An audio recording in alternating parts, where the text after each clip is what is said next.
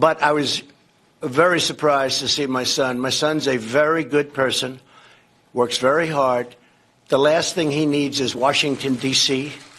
He could rather not ever be involved. Remember, he said to me a long time ago when I was thinking about running, Dad, if I could help, let me know. It's not my expertise. It's not something I really like, but whatever I can do, you're my father, whatever I can do. He's now testified for 20 hours or something, a massive amount of time. The Mueller report came out. That's the Bible. The Mueller report came out, and they said he did nothing wrong. The only thing is, it's Oppo research. If he did wrong, then everybody standing with me probably, except for John and Lamar. I think Lamar is pretty. I'll tell you, did you ever do Oppo research on an opponent? I don't think so, Lamar, right?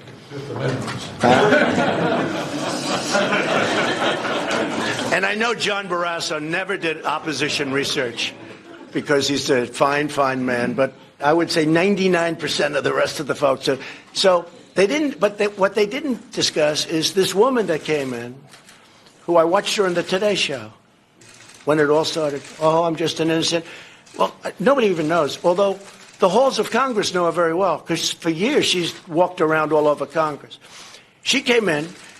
And she left, supposedly, GPS Fusion, goes and meets for a short period of time with my son and some other people.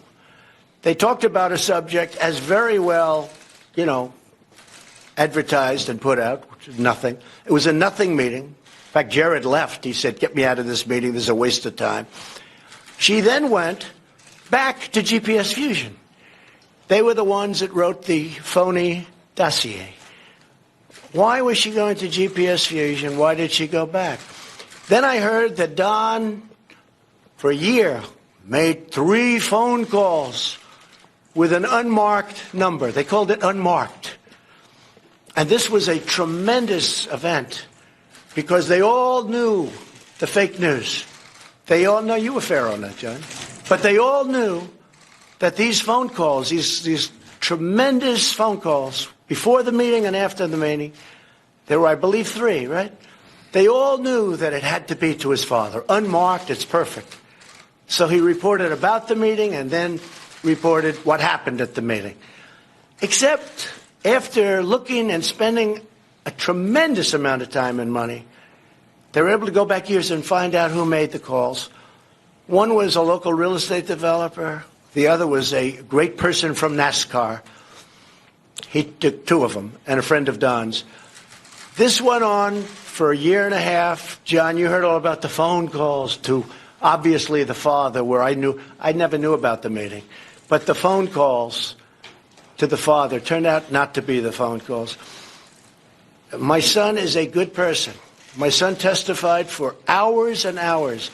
My son was totally exonerated by Mueller, who, frankly, does not like Donald Trump, this Donald Trump.